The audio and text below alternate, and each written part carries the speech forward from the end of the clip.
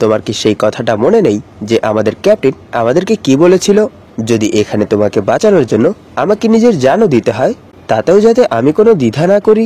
আর এমনিতেও আমি কোনো মেয়েকে এরকম ডেঞ্জারাস প্লেসে থাকতে দিতে পারি না। তখনই সেখানের এক মনস্টার নোবেলের বাবল ফাটিয়ে ফেলে, যার জন্য নোবেল আর ফিন্ডাল আলাদা আলাদা ডাইরেকশনে চলে যায়। তখনই এক মনস্টার অ্যাটাক করে কাহানোর মাস্ক খুলে ফেলে, আর সেখানে ফিন্ডালও তার শ্বাস নিতে পারছিল না। এইসব দেখে নোবেল ভাবছিল আমি এত দ্রুত হার মানতে পারবো না। তখনই আবার সেখানে তার মায়ের কথা মনে পড়ে, আর এরই সাথে সে বলে আমি সিচুয়েশনকে এত সহজে জিততে দিতে পারি না, কারণ আমি যদি এখানে মরে যাই তাহলে আমি আমার মায়ের বদলা নিতে পারবো না। তখনই তার হার্ট কিংডমের কুইনের কথা মনে পড়ে, যে তিনি বলেছিল স্পিরিট গার্ডিয়ান নেচারের মানার সাহায্যে নিজের ম্যাজিককে আরো অনেক বেশি বাড়াতে পারে, কিন্তু এরপরেও তারা কখনোই ডেভিলকে হারাতে পারে না। আর এই প্লেসের চারপাশে অনেক বেশি ন্যাচারাল মানা আছে, তাই আমি যদি কোনোভাবে এই মানা ইউজ করতে পারি তাহলে আমরা সবাই এখান থেকে বের হতে পারবো। তখনই আমরা দেখতে পারি নোবেল তার ফ্রেন্ডদের আশেপাশে নিউ বাবল ক্রিয়েট করে ফেলেছে, আর এবারের বাবল সেই মনস্টারগুলো পেনিট্রেট করতে পারছিল না। আর এইসব দেখে ফিন্ডাল ভাবছিল এই একটা বাবল ক্রিয়েট করতেও তো অনেক বেশি ম্যাজিক পাওয়ারের প্রয়োজন, তাহলে সে একাই এতগুলো বাবল কি করে ম্যানেজ করছে।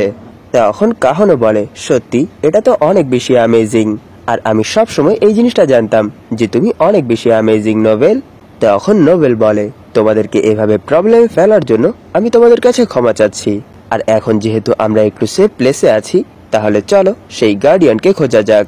তখনই তারা সেখানে একটা আওয়াজ শুনতে পায়, আর সেই আওয়াজ শুনে সেখানের সবগুলো ছোটখাটো মনস্টার পালিয়ে যায়। আর এরই সাথে আমরা দেখতে পারি তাদের সামনে একটা ক্র্যাকান চলে এসেছে।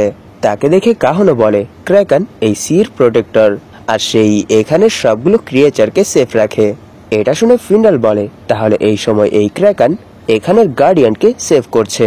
আর যখনই সেই ক্র্যাকান তাদের উপর অ্যাটাক করে দেয় তখনই আমরা দেখতে পারি ফিন্ডাল তার স্পেশাল ম্যাজিকের সাহায্যে তার টেন্টিকলকে ব্ল্যাক বুলসদের কাছে পাঠিয়ে দেয়, আর আরেকটা টেন্টিকল সে তার উপরই অ্যাটাক করার জন্য ইউজ করে। এইসব দেখে ক্র্যাকান অনেক বেশি রেগে তার আশেপাশে ব্ল্যাক ইঙ্ক রিলিজ করে, যার জন্য তারা সেখানে কোনো ম্যাজিকই সেন্স করতে পারছিল না। এটা দেখেই নোবেল তার ভলকেরি আর্মার অ্যাক্টিভেট করে ফেলে, আর এরই সাথে সেই ক্র্যাকানের অ্যাটাকগুলো থেকে নিজেকে সেভ করে তার দিকে এগোতে শুরু করে। কিন্তু আমরা দেখতে পারি সেই ক্র্যাকান তাকে নিজের কাছে আসতে দিচ্ছিল না। এইসব দেখে ফিন্ডাল তার স্পেশাল ম্যাজিকের সাহায্যে নোবেলকে ক্র্যাকানের মাথার কাছে পাঠিয়ে দেয়। তখন নোবেল বলে আমাকে এর জন্য ক্ষমা করে দিও, কারণ এখন তোমাকে কিছুক্ষণের জন্য বেহুশ হতে হবে। এটা বলেই সে সেই ক্র্যাকানের মাথায় অনেক জোরে একটা অ্যাটাক করে দেয়, যার জন্য সেই ক্র্যাকান সেখানেই বেহুশ হয়ে যায়। এরপর তারা সেখান থেকে এগোতে শুরু করে, আর কিছু দূর যাওয়ার পর তারা একটা স্তূপের মধ্যে পৌঁছে যায়। তখন নোবেল বলে আমি এই জিনিসটা ভাবিনি যে আমরা এখানে এরকম কিছু দেখতে পাবো। আর এইসব দেখে ফিন্ডাল বলে তাহলে কি এখানেও কেউ থাকতো। তখনই তারা হঠাৎ করে সেখানে অনেক পাওয়ারফুল ম্যাজিক ফিল করতে পারে, আর এরই সাথে তারা দেখতে পায় সেখানে একটা গার্ডিয়ান চলে এসেছে।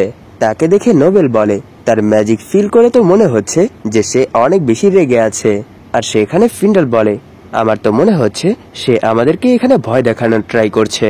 তখনই সেখানে কিয়াটো আর কাহানো সেই গার্ডিয়ানকে শান্ত করার জন্য তাদের নাচ গান শুরু করে দেয়।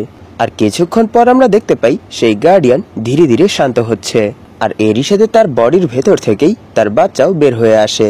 আর সেই বাচ্চাকে দেখে ফিন্ডাল বলে আমি বুঝতে পেরেছি এই গার্ডিয়ান শুধু এখানে তার বাচ্চাকেই সেভ করতে চাচ্ছিল, আর এরই জন্য সে এখানে এত বেশি রেগেছিল।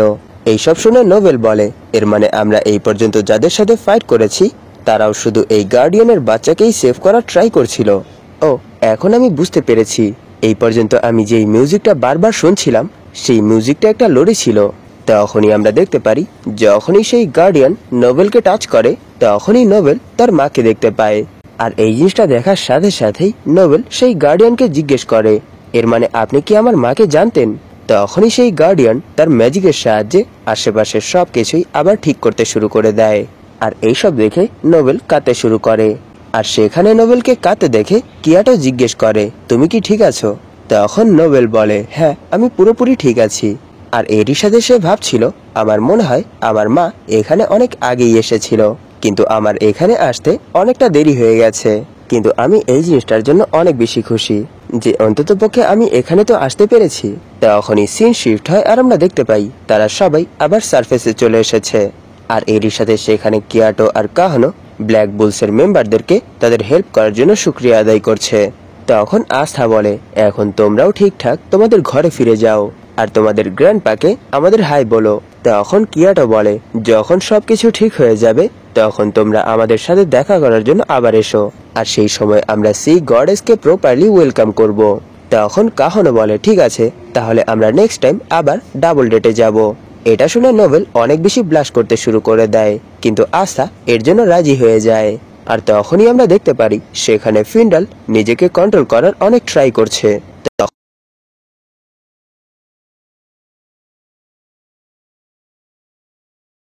অনেক ভালো লাগছে যে যেই পার্সন কখনোই কিছুই করতো না